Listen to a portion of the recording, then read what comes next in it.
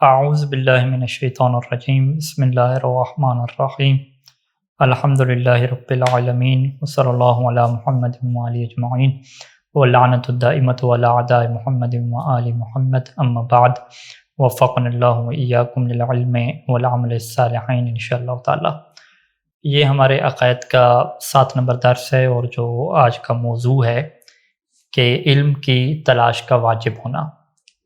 عقائد میں جب ہم توحید کی بحث شروع کرتے ہیں یا اللہ کے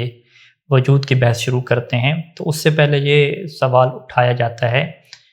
کہ کیا اس طرح کی بحثیں کرنا، کیا اس طرح کی تحقیق کرنا انسان کے اوپر ضروری ہے یا ضروری نہیں ہے؟ کیا انسان کے اوپر علم کی تلاش واجب ہے یا واجب نہیں ہے؟ کیونکہ بہت سارے افراد کہہ سکتے ہیں کہ ہم ان عقائد کے موضوع میں پڑھنا ہی نہیں چاہتے، ہم اس کے بارے میں کسی قسم کی تحقیق کرنے کے قائل ہی نہیں ہیں۔ تو لہذا پہلے مرحلے پہ اس سوال کے جواب کو سلجھانا ضروری ہے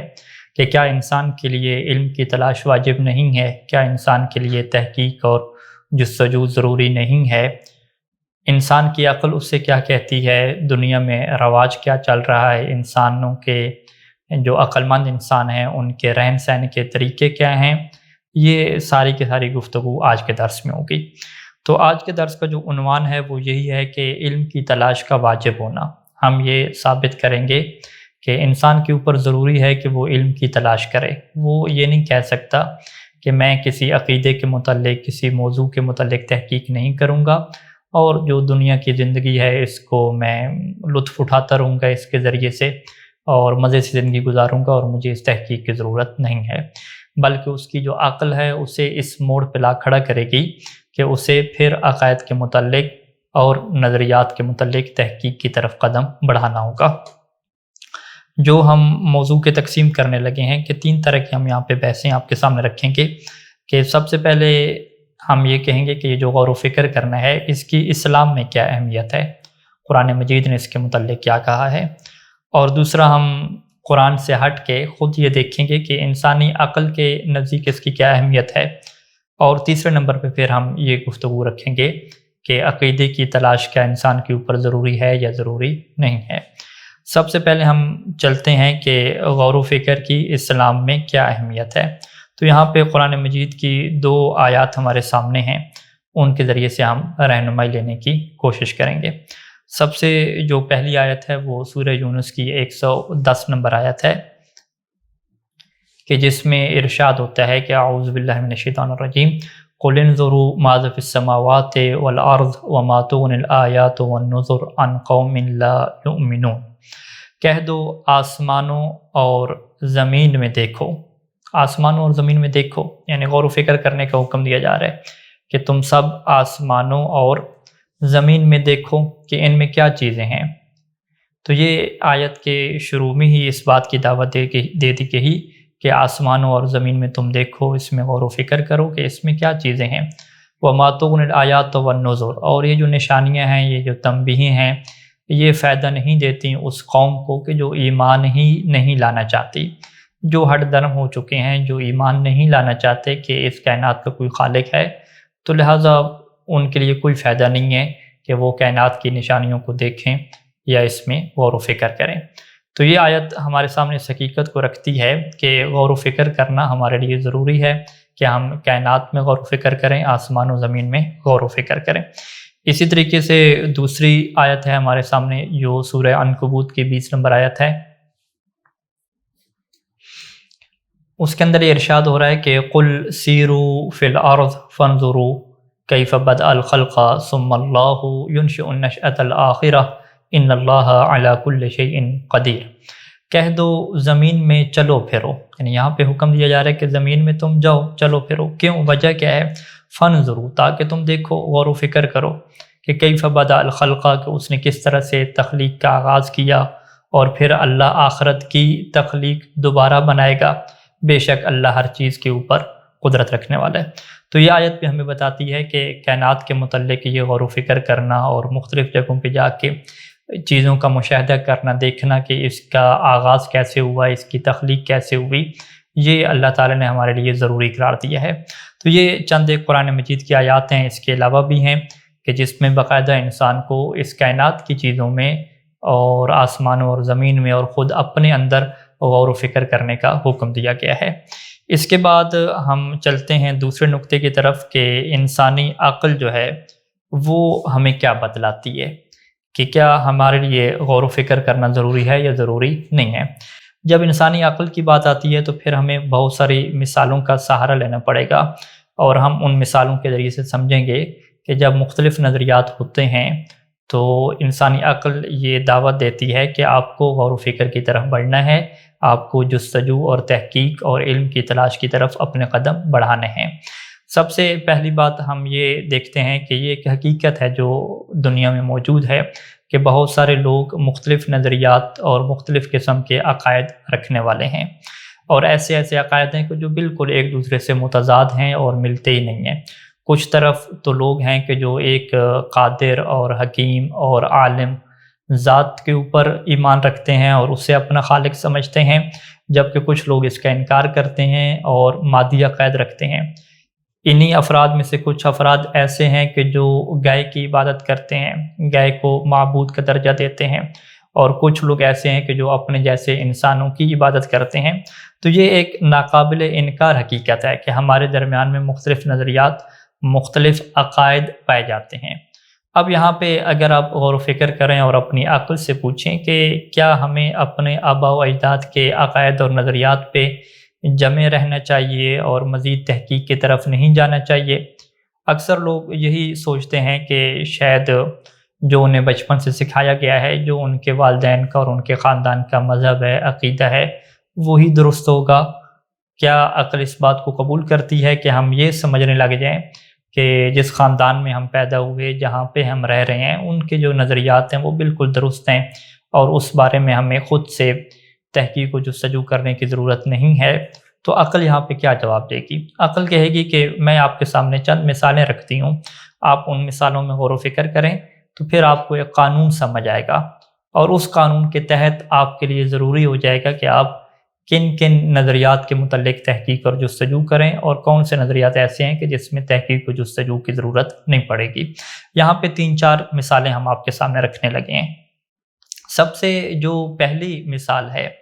کہ اگر ایک انسان کو خطرناک بیماری لگ جائے، خطرناک بیماری کا مطلب کوئی سر درد یا بخار کا ایشو نہیں ہے، ایک خاص خطرناک بیماری ہے کہ جس میں اس کا ذہن جا سکتا ہے، کینسر کی بیماری ہے، دیگر بیماریاں، تو اب عقل اس کے اوپر کیا لازم قرار دیتی ہے؟ عقل یہ کہتی ہے کہ بس تم کسی بھی ڈاکٹر کے پاس چلے جاؤ، اپنے جو محلے کا ڈاکٹر ہے اسی کے پاس چلے جاؤ۔ نہیں، عقل یہ کہتی ہے کہ نہیں، اگر تمہیں اپنی جان بچانی ہے اور یقیناً تمہیں اپنی جان بچانی ہے تو پھر کسی ماہر ڈاکٹر کو تلاش کرو،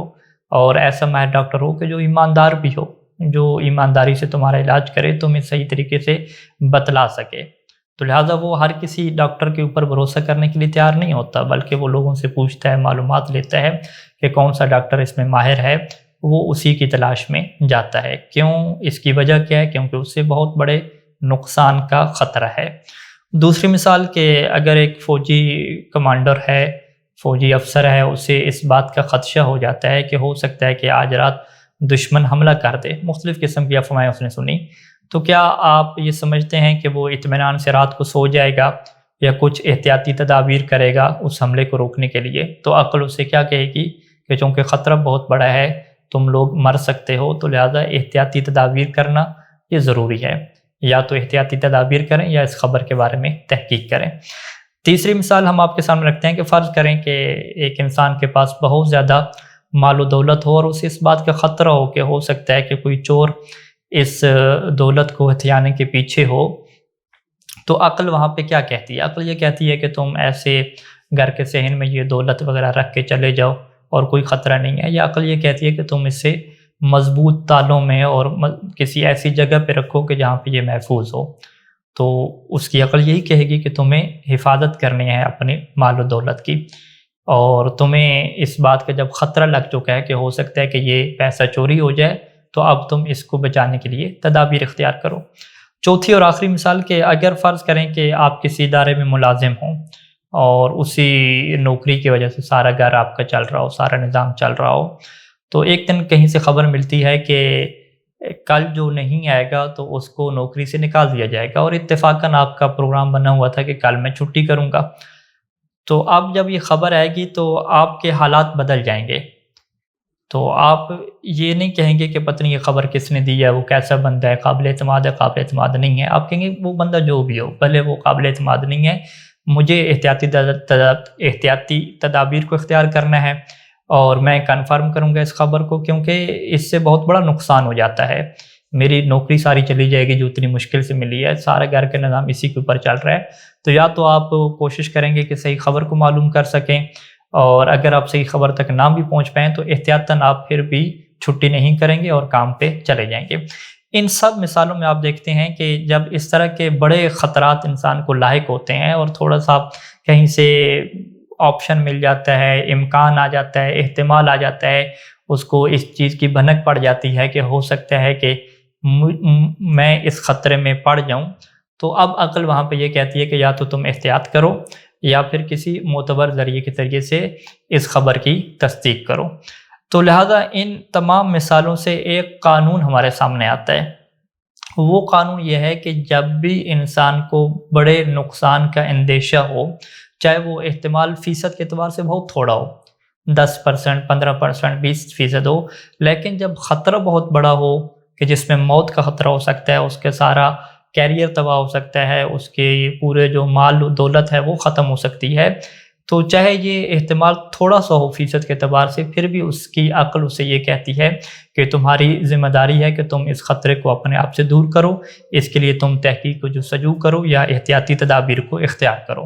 اور اس فلسفے کو منطق میں ہم دفع ضرر محتمل کہتے ہیں۔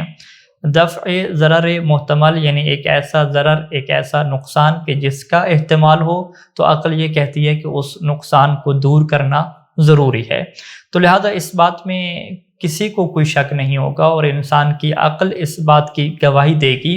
کہ جب بھی ہمیں اس طرح کے خطرات پیش ہوتے ہیں،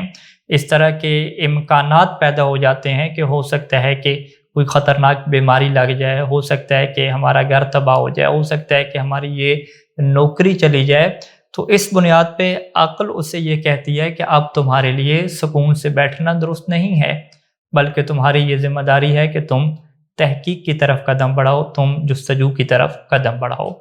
اب یہ جو قانون ہمیں ملا کہ جس کی ہم نے بہت سارے آپ کے سامنے مثالیں رکھیں، تو اگر یہی سوال ہم رکھیں کہ عقل کے نزدیک غور و فکر کی کیا اہمیت ہے، تو آپ کہیں گے کہ یہ ہمیں قانون ملتا ہے کہ دفع ضرر محتمل، کہ جب بھی انسان کو کسی بھی نقصان کا خطرہ ہو، اگر اس نقصان کی حیثیت بہت زیادہ ہو اور وہ شدید قسم کا نقصان ہو سکتا ہو، تو چاہے اس کے امکانات، اس کے احتمالات، اس کی جو پاسبلٹیز ہیں وہ بہت تھوڑی کیوں نہ ہوں، لیکن چونکہ نقصان کا اندیشہ بہت زیادہ ہے، تو عقل یہ جواب دے گی کہ تمہارے لیے اس نقصان کو ختم کرنا ضروری ہے۔ اب دیکھیں، ہم بات کر رہے ہیں انسان کی عقل کی، تو جو لوگ اپنی عقل کی بات نہیں سنتے وہ نقصان اٹھاتے ہیں،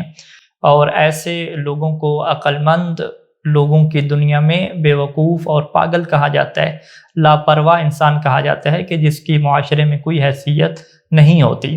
کہ جسے آنے والے خطرات کے بارے میں اندیشہ بھی ہوتا ہے، بعض اوقات اسے صحیح طریقے سے پتہ بھی چل جاتا ہے، پھر بھی یہ انسان ان خطرات میں چلا جاتا ہے اور اپنے آپ کا نقصان کر بیٹھتا ہے۔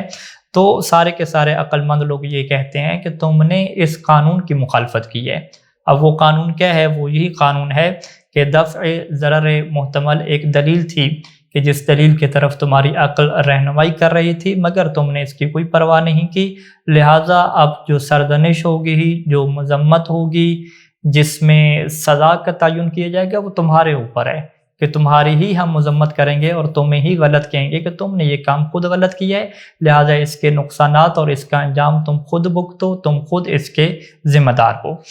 تو یہاں تک ہمارے سامنے آ جاتا ہے کہ جہاں اسلام میں غور و فکر کی بہت زیادہ اہمیت ہے، وہیں عقل کے نزدیک بھی غور و فکر کی بہت زیادہ اہمیت ہے،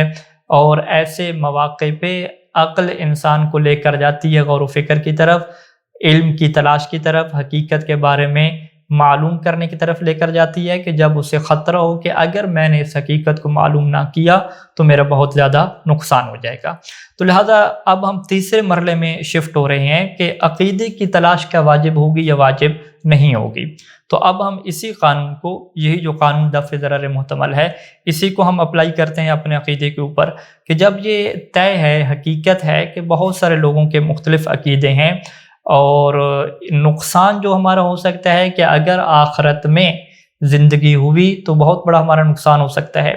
تو لہٰذا جب اتنے بڑے نقصان کا انسان کو اندیشہ ہے کہ انسان پوری زندگی کے لیے، مرنے کے بعد ایک پوری زندگی اسے ملے گی اور وہ ہمیشہ کے لیے جہنم میں چلا جائے گا یا بہت زیادہ اس کا نقصان ہو سکتا ہے، تو یہاں پہ اسے عقل انسانی سکون سے نہیں بیٹھنے دے گی۔ عقل کہے گی اٹھو، تم تحقیق کرو، جستجو کرو، تھوڑا جان لو کہ ہو سکتا ہے تمہارا خالق ہو سکتا ہے کہ تمہارا اس دنیا میں جو آنا ہے اس کے پیچھے کوئی نہ کوئی مقصد ہو، تم جانوروں کی طرح ہو سکتا ہے کہ نہ ہو، جانوروں کا کام کھانا پینا اور ختم ہو جانا ہے، ہو سکتا ہے کہ تمہاری حیثیت ان سے الگ ہو۔ تو لہٰذا یہ سارے جو خطرات اس کے ذہن میں امنڈ آتے ہیں کہ ہو سکتا ہے کہ خطرات پیدا ہو جائیں، تو یہاں پہ انسان کی عقل اسے کہتی ہے کہ تمہارے لیے عقیدے کی تلاش واجب ہے۔ انشاءاللہ ہم اس کو تفصیل سے آگے جا کے ڈسکس کریں گے کہ وہ کون سی ایسی چیزیں ہیں کہ جن کی وجہ سے انسان کے لیے عقیدے کے اعتبار سے خطرات پیدا ہو چکے ہیں، یعنی انسان کے پاس یہ اندیشہ آ چکا ہے کہ ہو سکتا ہے کہ آخرت میں اس کا بہت بڑا نقصان ہو جائے، یہ پاسبلٹیز اس کے پاس آ چکی ہیں۔ یہ ایسی ہے کہ جیسے انسان کو کسی نے کہہ دیا کہ تمہاری نوکری جا سکتی ہے اگر تم کل نہیں آؤ گے، تو وہ بندہ چاہے قابل اعتماد نہ بھی ہو پھر بھی انسان کے ہاں خطرہ پیدا ہو جاتا ہے۔ تو اسی طریقے سے ہم اگلے درس میں یہ آپ کے سامنے بہت ساری چیزیں رکھیں گے کہ اگر ان تمام چیزوں کو آپ دیکھیں تو ایک معقول جو انسان ہے وہ کہے گا کہ واقعاً یہ موضوع بڑا اہم ہے اور میرے دل میں اور میرے اندر ایک خطرے کی کیفیت لگ رہی ہے کہ ہو سکتا ہے کہ میری آخرت کے بعد کی زندگی ہو اور میں جستجو نہ کروں، تحقیق نہ کروں اور وہ ساری کی ساری برباد ہو جائے اور پھر مجھے بہت بڑے نقصان کا خمیازہ بھگتنا پڑے۔ تو اسی تحت اسے عقل لے کر جائے گی کہ اب تم نے تحقیق کی طرف قدم بڑھانے ہیں اور تحقیق کرنی ہے۔ تو آج کے درس کا یہ خلاصہ ہوا کہ سب سے پہلے اگر ہم آغاز کرتے ہیں کہ بھئی عقائد میں آپ اللہ کے وجود کی بحث کریں گے، اللہ کو ثابت کریں گے، اللہ کے ایک ہونے کو ثابت کریں گے، پھر نبوت کی بحث ہوگی، امامت اور قیامت وغیرہ کی بحث ہوگی، تو یہ بحث ہم کیوں کریں؟ ہم کیوں اس بحث میں پڑھیں؟ کیوں ہم اس تحقیق کی طرف اپنے قدم بڑھائیں؟ تو یہاں پہ انسانی عقل کہے گی کہ اس وجہ سے چونکہ اگر آپ اپنے قدم اس تحقیق کی طرف نہیں بڑھائیں گے تو آپ کو بہت بڑے نقصان کا اندیشہ ہے، اور جب بھی انسان کو بہت بڑے نقصان کا، بہت بڑے خطرے کا اندیشہ ہو تو انسان کی عقل یہ کہتی ہے کہ تمہارے لیے اس خطرے کو دور کرنا ضروری ہے۔ اور یہ ایک منطقی اصول ہے کہ جس کی ہم نے بہت زیادہ مثالیں آپ کے سامنے رکھ دیں تاکہ آپ غور و فکر کریں اور سمجھ سکیں کہ ہمیشہ عقل مند انسان وہی ہوتا ہے کہ جو آنے والے جو خطرات ہوتے ہیں جن کا تھوڑا سا بھی اندیشہ ہو وہ ایسے اقدامات کرتا ہے، احتیاطی تدابیر کرتا ہے، تحقیق و جستجو کرتا ہے تاکہ خود کو ان خطرات سے بچا سکے۔ تو انشاءاللہ اگلے درس میں ہم عقیدے کی تلاش کے متعلق جو خطرات پیدا ہوتے ہیں اور کس طرح کے امکانات پیدا ہو چکے ہیں ان کے اوپر تفصیل سے روشنی ڈالیں گے۔ وصلی اللہ علی محمد وآلہ اجمعین۔ والسلام علیکم ورحمۃ اللہ وبرکاتہ۔